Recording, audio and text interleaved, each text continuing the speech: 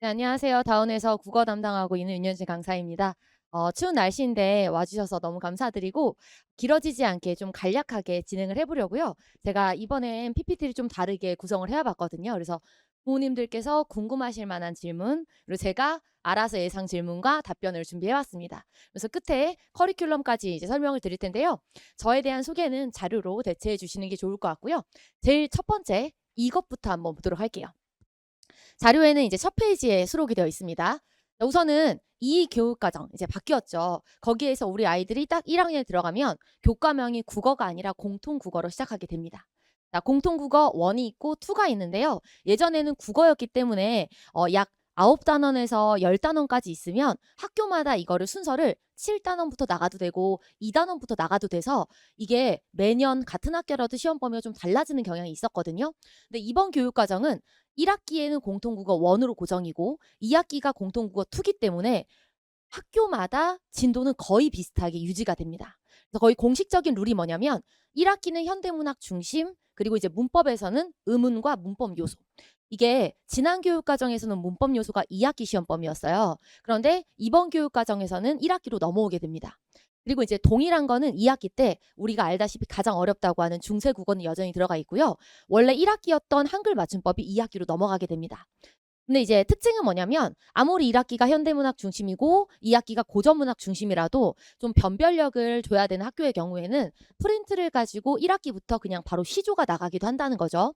그래서 기본적으로는 체계가 이렇게 되는 것이 1학년의 특징이라서 정확한 진도가 어느 정도 70%에서 80%까지 정해져 있으니까 예상하고 충분히 대비가 가능하다는 게 장점 중에 하나예요.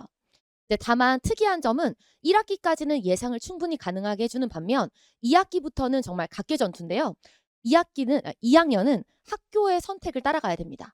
그래서 내가 아무리 2학년 1학기 때 문학을 하고 싶어도 학교의 선택 과목 배정이 1학기가 독서라면 독서부터 시작인 거예요.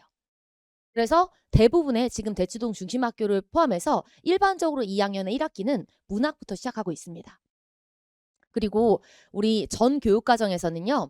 이제 언매가 선택 과목이었잖아요. 그래서 이 언어와 매체라고 하는 과목에서 문법이 중요한 과목이었는데 문법을 교육과정에서 많이 약화시켰었어요. 고등학교 교육과정에서. 왜냐하면 나는 수능에서 화작을 선택할 건데 모든 친구들이 문법을 해야 되면 그건 이제 유불리 문제가 생기잖아요. 근데 우리 친구들이 수능을 볼 때는 다시 문법이 공통으로 들어갑니다. 그러면서 1학년은 딱 예상 가능한 수준이 됐다면 2학년은 예전에 공구교육과정이라고 있어요. 1호 교육과정, 2호 교육과정, 공구교육과정 이렇게 되거든요. 예전 교육과정인 공구교육과정과 거의 흡사해졌어요. 그래서 독서의 위치가 문법으로 대체가 됩니다.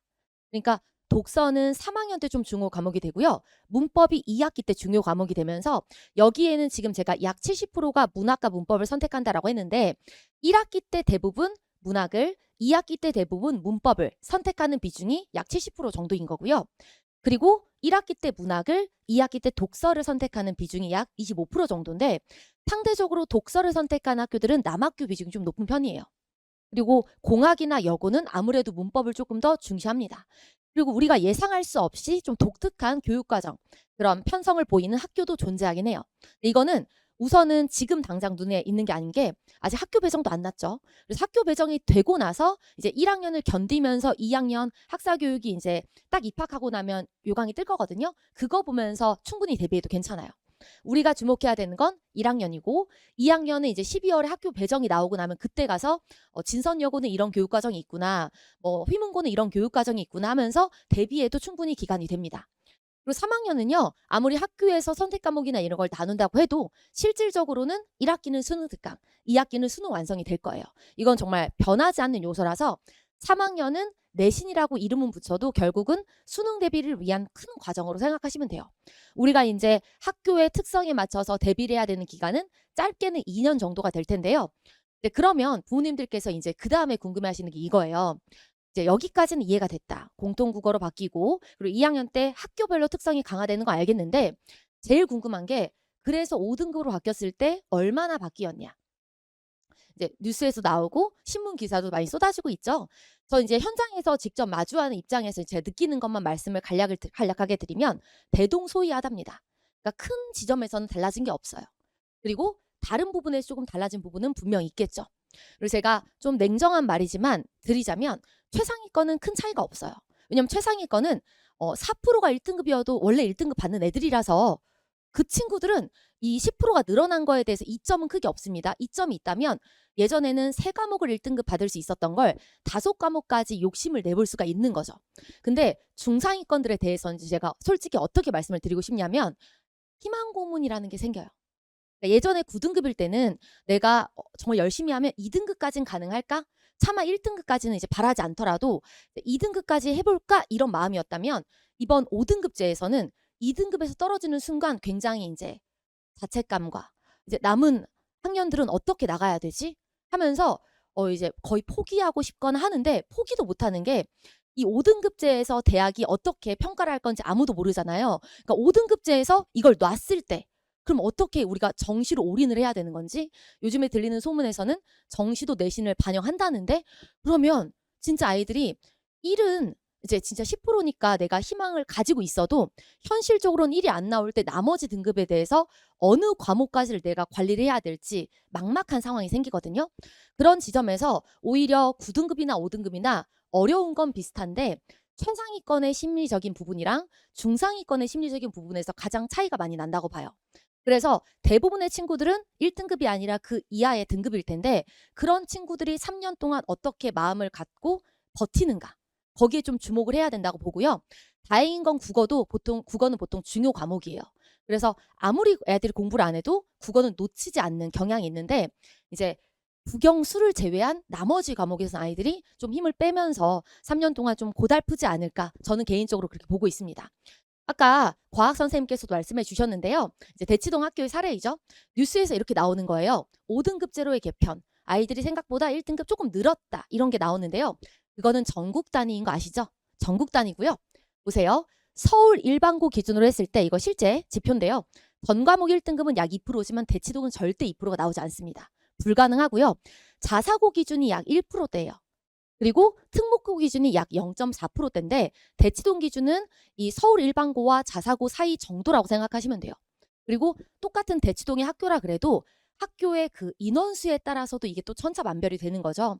그래서 이게 예전에는 한 2과목 정도 1등급을 노렸다면 등급수를 늘릴 수는 있지만 전 과목 1등급은 정말 이거는 유니콘이었다. 정말 대단한 친구들이다. 그러면 전 과목 1등급이 안 나와도 중요 과목이라도 잡고 가야 되는 게 이제 우리의 현실적인 방안이 돼야 될 거고요. 두 번째 궁금증입니다. 자, 그러면 이번 수능에서도 가장 중요 과목이 국어였다고 하는데 우리 아이가 중학교 때는 못 봐도 80점대, 잘 보면 90점대, 대부분은 100점이 나왔다. 그럼 우리 아이가 국어학원도 많이 다녔고 고등학교 올라가면 국어 좀 잘하는 거 아닐까 하면서 잘할 거라는 기대가 있는 한편 약간 불안도 있으시거든요. 그러면서 고1, 2 모의고사 기준으로 고등 성적 예상할 수 있을까요? 충분히 대비할 수 있을까요? 라고 질문을 하시면 제가 답변 드릴 수 있는 게 모의고사 기준으로 예측을 하자면 그 시험에 대해서는 예측이 가능한 거예요. 모의고사에 대해서는요. 근데 모의고사 출제하는 분들과 학교 시험 출제하는 분은 다르잖아요. 그러면 다른 시험인 거예요. 그러니까 모의고사는 잘하는 친구라고 말씀을 드릴 수 있지만 그 답변이 결국은 꼭 학교 시험을 잘 보는 친구라고는 절대 답을 못 해드려요. 그리고 오늘 제가 이 자리에서 드리는 말씀이 이게 어떤 지식적인 측면에 도움은 못 되더라도 이게 심리적인 부분에서는 꼭 도움이 됐으면 하는데요. 아이들이 꼭 이런 불평을 해요. 중학교 때까지 내가 하던 방식으로 했고 난 성실히 했는데 엄마 나 고등학교 오니까 학교가 이상한 것 같아. 시험 문제가 왜 이렇게 나온지 모르는 것 같아. 답이 왜 이건지 모르는 것 같아. 물론 답이 이상할 수 있어요. 출제 오류는 있으니까요. 근데 그런 게 반복되면요. 그때는 생각을 좀 바꿔야 돼요. 왜냐하면 기존의 방법으로 열심히 해서 기존의 성적이 잘 나온 건 그 시험이 그렇게 나왔기 때문이에요. 근데 지금의 시험은 달라졌으면 지금의 시험에 맞게 공부하는 게 맞거든요. 그리고 이제 아이들이 은연중에 무시하는 문제가 있어요. 배점이 높은 사고력을 요구하는 문제는 좋은 문제라고 생각하고요. 상대적으로 배점이 낮다라고 여기는 약간 암기형이 필요한 문제들. 그런 이제 일반적으로 우리가 지엽적인 문제라고 통칭을 하죠. 그런 문제를 왜 내는지 모르겠다. 우리 학교는 지엽적인 문제를 내서 이상한 학교다라고 말을 해요. 그럼 제가 뭐라고 말을 해주냐면 속상할 수 있겠지. 근데 학교쌤이 그런 문제를 왜 냈을지를 다시 한번 생각해 보자는 거예요. 왜냐하면 대치동 친구들이 모의고사 식으로 문제를 내잖아요. 그럼 부모님들 더 속상하실걸요. 등급 안 나와요. 다 같이 98점 받고 이제 1등급이 없는 상태로 2등급으로 시작하면 됩니다. 이런 문제가 나와줘야 등급이 짜증나지만 갈리는 거예요. 그렇다면 우리가 항상 정해져 있는 문제가 있고 그 상황에서 내가 불평이 있을 수 있지만 지엽적인 문제라고 우습게 보면 그냥 2년 내내 3년 내내 괴로운 거고요. 제가 드리고 싶은 말씀은 지엽적인 문제라고 우습게 보다간 큰 거 다친다. 그렇다고 해서 고등의 공부 방법이 지엽적인 거에만 초점을 맞춰서도 안 돼요. 그러니까 멀리 내다볼 수도 있어야 되는데 지엽적인 부분의 중요도도 간과해서는 안 된다. 그러면 결론은 깊이예요. 그러니까 예전에는 이렇게 넓게 아우를 수 있었으면 쭉 훑어낼 수 있었으면 아는 거였는데 고등은 전 과목이 깊어지고 촘촘해지는 거잖아요. 그게 이제 우리가 지향해야 될 목표가 된다. 그래서 아이들과 설득하는 과정이 필요해요.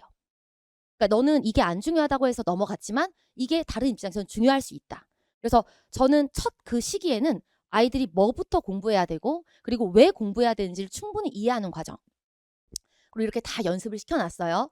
단대가 시험에 어떻게 나올지 연습해놨고 휘문이 어떻게 시험에 나올지 다 연습해놨어요. 근데 강제 배정되는 확률도 있어요. 그럼 또 그렇게 애들이 막 울고 속상해요. 잠깐 울고 그 다음을 생각을 해야 돼요. 그래서 어차피 내가 단대 보고 갔어도 힘들 게 있어요. 휘문고 갔어도 힘든 게 있어요. 근데 내가 간 곳이 있다면 그 학교의 특성을 맞춰서 대비하는 게 저는 가장 정확한 답변이라고 생각하고요. 모의고사의 연습은 꾸준히 이루어져야 된다고 봅니다. 근데 그것이 내신에 대해서 답변을 주지는 못하고요. 자, 그 다음 질문입니다. 그럼 이번 겨울방학에 뭘 해야 되나요? 저는 이번 겨울방학에는 멘탈 관리가 제일 중요하다고 생각해요. 그리고 제일 장점은 길다는 겁니다. 제가 오늘 드릴 말씀이 약간 뜬구름 잡기처럼 느껴질 수 있는데요. 가장 중요한 말이라고 좀 느껴지셨으면 좋겠어요. 이게 우리 아이들의 1학년 이 커리큘럼이거든요. 정말 그냥 간단하죠. 겨울방학 약 2달, 그리고 1학기 중간 대비 약 2달, 1학기 기말 대비 약 2달, 여름방학 1달, 2학기 중간 대비 2달, 2학기 기말 대비 2달 하면 1년 가요. 우리 예비고일 이제 부모님들께서 지금 이렇게 정규인데 아이들 1학년 되면 수능 또 언제 하나요? 3월부터 쭉 가나요? 이렇게 꼭 질문하시거든요. 가면 좋겠죠. 그럴 시간이 없어요. 제가 시간이 없는 게 아니라 아이들도 시간이 없어요. 그래서 우리 아이들이 이렇게 긴 기간을 잡고 공부할 수 있는 시간이 딱 방학 2달, 1달이 끝이에요. 농담이 아니라 그냥 끝이에요. 애들 허덕이면서 국어 내신 가고 사회 내신 가고 과학 내신 가고 영어 가고 하면 일주일 그냥 사라지고 2달 그냥 끝나 있을 거예요. 이렇게 1년에 4번 하면 2학년이 됩니다. 그리고 2학년 되는 그 또 겨울방학 때만 잠깐 또 수능을 준비를 하는 거죠. 그렇게 보다 보면 이 시기에 해야 될 건 뭐밖에 안 보이냐면요. 겨울방학이 멀리 내다보면 수능을 대비해야 되는 비중이 한 30% 정도고요. 실질적으로는 1학기 중간 기말에 이 무거움을 덜어주는 과정이 될 수밖에 없어요. 그리고 여름방학은 2학기를 좀 덜어주는 거죠. 그렇게 되는 게 1학년의 특징입니다. 왜 1학년인데 너무 내신만 집중하냐라고 하겠지만 현 교육과정에서는 그럴 수밖에 없어요. 2학년 되면서부터 조금씩 더 수능의 비중을 넓혀야겠죠. 그래서 제가 이제 말씀을 드리면 겨울방학은 체급을 키워야 된다. 그래서 그동안 했던 공부의 좀 방향을 바꿔줘야 되는 시기라고 보거든요. 그래서 고등형 문제를 풀어봐야 되는 시기예요. 아직까진 중등형에 익숙하기 때문에 영어부터 수학까지 진짜 고등 문제를 풀어봐야 돼요. 근데 모의고사는 고등이라 그래도 모의고사잖아요. 제가 추천드리고 싶은 거는 구할 수만 있다면 이제 혹은 학원에서 제공만 해준다면 내가 지망하는 학교들의 내신형 문제를 한 번씩은 좀 풀어봤으면 좋겠어요. 풀어보는 거랑 안 풀어보는 거랑 좀 다르거든요. 그런 과정이 좀 겨울방학이 될 거고요. 여름방학은 이제 알아요. 우리 학교가 어떻게 흘러가는지 본인이 알거든요. 그래서 내가 이 학교에서 어떻게 하는 게 좀 안정적이겠다라는 걸 체감을 하고 2학기부터는 이제 2학년을 위해서 루틴을 짜야 됩니다. 짜도 안 지켜요. 이제 지키는 과정을 2학년부터 꾸준히 해가는 거죠. 그래서 간략하게 요약드리면 어느 학교를 택해도 어느 과정에서도 1학년에서 중요한 건 문학입니다. 이거는 바뀌지가 않아요. 문학이 1순위고요. 그리고 이제 1학기는 현대문학이 조금 더 높고 2학기는 고전문학이 높고요. 2순위는 문법입니다. 그리고 3순위는 사실 1학년은 수능 독서를 잘 안 해요. 내신에서 수능 독서를 하는 학교는 좀 독특한 학교들이고 그리고 이게 수능 독서라 그래도 범위가 정해져 있기 때문에 약간 지문을 외워서 들어가서 우리가 진짜 모의고사 보는 그 독서가 아니에요. 하면 좋지만 1, 2순위는 문학과 문법이 고정입니다. 이게 가장 중요할 겁니다. 그래서 이제 문학도 교과서 수록 작품이 중요한 거고요. 자, 그러면 이제 제가 체크리스트를 한번 짜봤는데요. 이번 겨울방학에 우리 아이들이 뭐부터 체크를 해야 되냐라고 한다면 저는 겨울방학이면 긴 글을 보라고 할 것 같아요. 물론 1학기 첫 시험은 시가 나올 겁니다. 현대시가. 그래서 지금 제 시즌 1반은 현대시를 중심으로 가고 있어요. 근데 시즌 2는 제가 왜 좀 다르게 커리큘럼을 짰냐면요. 시즌 2부터는 12월이거든요. 12월, 1월로 넘어가게 되는데 방학이 있잖아요. 방학을 하게 되면 좀 아이들이 공부할 수 있는 기간이 생겨요.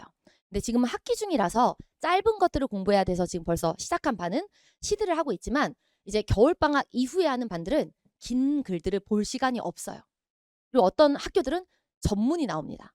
소설 전문. 학교에서 가르치지 않고 그런 걸 대비하기 위해서는 1순위가 소설이 돼야 될 거고 그리고 고전 시를 2순위에 넣은 이유는 어려워서예요. 낯설기도 하고요. 그리고 당연히 4순위 현대시가 있지만 제로예요. 사실은 현대시는. 그리고 고전 소설은 웬만하면 1학기 중간고사에선 나올 확률이 거의 없습니다. 그래서 고전 소설은 그냥 꾸준히 오래 하면 좋은 부분이고 현실적으로 가장 중요한 건 1, 2수위는 현대소설과 고전시라고 생각하시면 돼요. 문법은 아까 이야기 드렸지만 1학기는 이게 끝입니다. 1학기는 이게 끝이고요. 2학기 때 제가 또 수능 수업을 할 때 그때 이제 중세국어 이런 지문들을 넣을 거예요. 지금 커리큘럼에는 중세를 다루지 않습니다. 해봤자 까먹고 양도 너무 많고요. 그리고 독서는요. 저는 그렇게 추천해요. 고1이면 그냥 고1 것부터 정확히 하자. 고1한테 고3 거 막 그냥 기분 좋게 푸는 것보다 고1 것부터 정확히 하자. 그래서 1순위, 2순위, 3순위, 4순위 다 고1이에요. 그리고 만약에 우리 학교가 독서를 내는 학교라면 저는 입문부터 하라고 하고 싶어요. 왜냐면 아이들이 오히려 딱 명확하게 숫자로 계산되거나 표로 정리가 되는 과학 지문은 잘 따라오거든요.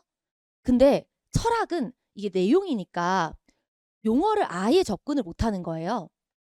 지난주에 대자 존재, 즉자 존재 뭐 이런 사르트르 지문했는데 애들이 정말 태어나서 처음 듣는 말이라고 무슨 개념인지를 아예 이해를 못하는 거예요. 타자가 뭔지도 모르겠고 객체가 뭔지도 모르겠다. 근데 사실은 고등에서는 그런 단어 굉장히 많이 나오거든요. 큰 설명 없이. 그래서 저는 다른 것보다는 독서는 인문 지문을 많이 읽히는 게 좀 필요하다. 인문 사회 지문. 그리고 이제 과학 기술은 이제 좀 취약한 친구들이 있어요. 그런 친구들은 과학 기술은 그냥 꾸준히 풀려주는 게 좋을 것 같고요. 자, 이런 관점에서 제가 이제 수업 커리큘럼 한번 짜봤는데요. 제가 짠 커리큘럼의 특징은 딱 이거예요. 어쨌든 수능을 멀리 내다본다. 근데 1학기는 선행했으면 좋겠다. 정규든 특강이든 똑같아요. 근데 정규는 종합이에요. 정규는 종합이고요. 특강은 개별입니다. 그래서 정규에서는요. 고전문학부터 현대문학까지 1학기 시험 범위 들어가고 독서 조금씩 하고요. 문법 꾸준히 해줍니다. 그리고 이제 제 커리큘럼의 가장 큰 장점인 하프모의고사를 매주 보면서 아이들이 집에서 보지 않는 내용까지 같이 보는 거죠. 근데 제가 왜 특강 1을 깔았냐면요. 이거는 해당자만 들으면 돼요. 우리 학교는 1학기 첫 시험에 고전문학이 안 나온다 그러면 이건 생각할 필요가 없어요. 그냥 다른 거 들으면 돼요. 근데 제가 이 특강은 어떤 학생들한테 추천하냐면요. 실제로 깔았더니 제 수업에 막 하나고나 이런 학생들도 왔었거든요. 하나고 뭐 하늘고 그러니까 대치동 학교는 아닌데 좀 학교 자체가 시험을 어렵게 낸 학교가 있어요. 그 학교 애들이 쌤 그때 고전문학 배운 게 첫 시험에 바로 나와버렸다고. 그러니까 학교 자체가 등급을 좀 쪼개야 돼서 어렵게 낸 학교들이 있어요. 그러면 첫 시험도 고전문학이 나온다. 그러면 듣는 게 좋아요. 근데 우리 학교는 평이하게 첫 시험은 간다. 굳이 들을 필요가 없습니다. 그 다음에 특강 2는 정규 들을 시간은 없었고 근데 첫 시험에 문법이 바로 나온다고 하는데 도저히 얘가 문법을 인강으로 안 들을 것 같다. 그래서 얘는 짧아요. 아주 짧은 기간 동안에 딱 한 달만 하고 끝내버리거든요. 딱 1학기 시험 범위만 합니다. 그래서 이 정규에선 좀 길게 거의 10주 동안 문법을 한다면 특강 2는 그냥 4주로 딱 끝내버린다. 그래서 컨셉이 좀 다르다고 생각을 하시면 돼요. 자, 세부 커리큘럼은 다음과 같은데요. 하이퍼 정규는 지금 사실 시즌 1을 하고 있습니다. 시즌 1반 우리 친구들 되게 잘 따라오고 있고요. 이제 잘 따라오고 있지만 점수는 아주 처참하게 나오고 있어요. 왜냐면 제가 정말 어렵게 문제를 내는 데다가 시간도 완전 줄여버리거든요. 근데 그런 과정이 필요하다고 생각해요. 그래서 하이퍼 정규는 지금 시즌 1은 시작했지만 이게 연결은 되지만 못 듣는 내용이 아니기 때문에 시즌 1 합류자가 아니어도 입반은 가능하고요. 단 성적표 제출이 필요합니다. 그래서 시즌 2부터는 목요일과 일요일 두 반으로 운영이 되고요. 이때 특징은 문학, 문법, 독서 함께 다 한다는 거랑 비중은 문학이 50%, 그다음에 문법이 한 30%, 그리고 독서가 20%, 그리고 플러스 알파가 모의고사라고 생각하시면 되는 거예요. 그래서 이 모의고사를 통해서는 이제 내가 모의고사 성적이 어느 정도 되는지를 확인하는 거고요. 또 저희가 매주 복습 테스트를 보거든요. 매주 복습 테스트는 내신 기출로만 냅니다. 그래서 복습 테스트를 통해서는 아, 이 친구가 내신 유형에 나가면 어떤 부분이 취약하겠구나라는 걸 확인할 수가 있어요. 그러니까 아이들은 힘든 게 시험을 2번이나 보는 거예요. 내신형 테스트도 한번 보고 수능형 테스트도 한번 보고. 애들 땀 뻘뻘 흘리면서 시험 보고 있고요. 특강 커리큘럼은 다음과 같습니다. 우리 1월에 개강하는 7번 좀 길게 하죠. 고전문학 특강이 있고요. 그리고 우리 2월에 개강하는 딱 2번짜리 최상위 문법 딱 특강이 있습니다. 그래서 고전문학에 왜 30을 넣어놨냐면 30개의 작품 정도로 한다고 생각하시면 돼요. 양이 엄청 많죠. 근데 이게 필요한 학교들이 있어요. 모든 학교한테 필요하지 않는데 필요하다면 이 고전문학 특강을 권유하고 싶어서 만들어 놓은 거고요. 최상위 문법은 내가 문법에서 정말 단 한 문제도 틀리지 않겠다. 정말 어려운 킬러 문항을 연습하고 싶다. 그래서 사실 문법 요소는 1학기 기말이거든요. 뺐어요. 그냥 딱 1학기 중간고사 범위만. 그래서 4회도 아니고 2회인 거예요. 그래서 만약에 문법 요소를 또 할 시간이 있다 그러면 1학기 중간고사 끝나고 사이 특강으로 할 계획이 있어도 이거는 정말 못 들은 친구들, 아쉽지만 한 번이라도 이제 보고 가야 될 친구들을 위해서 짧게 준비한 1월 특강과 2월 특강입니다. 저한테 이제 주어진 시간이 거의 끝나가고 있는데요. 내용도 이제 마지막입니다. 자, 학생 관리는 어떻게 되나요? 라고 질문하셨을 때요. 자, 제가 드릴 수 있는 답변은 이와 같은데요. 우선 카카오 채널로 계속 운영해서 질의응답 받고 있고요. 제가 또 홈페이지를 운영하고 있어요. 그래서 이제 그 홈페이지를 통해서 영상도 확인하실 수가 있고 질의응답도 하실 수가 있고 자료도 다운받으실 수가 있습니다. 방학 때는 아이 요일을 고정해서 주말에 클리닉 그리고 왔을 때도 클리닉을 하거든요. 그래서 왔을 때 이제 조교도 있고 제가 함께 있는 클리닉을 충분히 활용하실 수가 있다. 클리닉 신청은 어떻게 하냐? 되게 쉬워요. 홈페이지 들어가서 클릭하면 바로 클리닉 신청이 되고 클리닉 신청이 되면 장소 안내까지 다 한 번에 간편하게 연동이 되고 있습니다. 사실은 이거를 꼭 말씀드리고 싶었는데 그냥 짧게만 말씀드릴게요.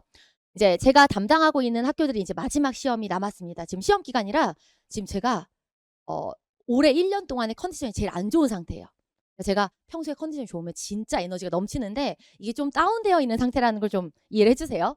근데 이제 우리 친구들이 성적이 되게 잘 나왔어요. 어떤 학교는 지금 1등급 인원에서 1명 빼고 다 나왔거든요. 특정 학년에서. 그 정도로 아이들이 잘 나왔을 때 다들 안 믿는 거예요. 근데 제가 이런 걸로 뭐 거짓말 칠 것도 없고 이제 어떻게 해서 이제 아이들이 성적이 잘 나오냐라고 제가 스스로한테 한번 질문을 해봤어요. 운도 좋았어야 됐다. 잘하는 친구들이 와줘야 되니까. 그리고 뭔가 적중도 됐어야 됐다. 여러 가지 요인이 있는데 제가 생각했을 때 제 강사로서의 가장 큰 장점이 뭐냐라고 한다면 저는 아이들을 좀 하게 만들어요. 왜냐하면 가르치는 건 어쨌든 훌륭한 강사라면 정해져 있는 거잖아요. 이 시험에서 꼭 대비해야 될 거, 내용을 전달해야 될 거. 거기까지는 제가 다른 강사들하고 했을 때 다들 잘 가르친다 한다면 제 가장 큰 장점은 하게 만듭니다. 특히 이제 시너지가 많이 나는 그 대상들이 좀 상위권 친구들. 근데 좀 애매하다. 욕심은 있는데 욕심이 성적을 못 따라온다.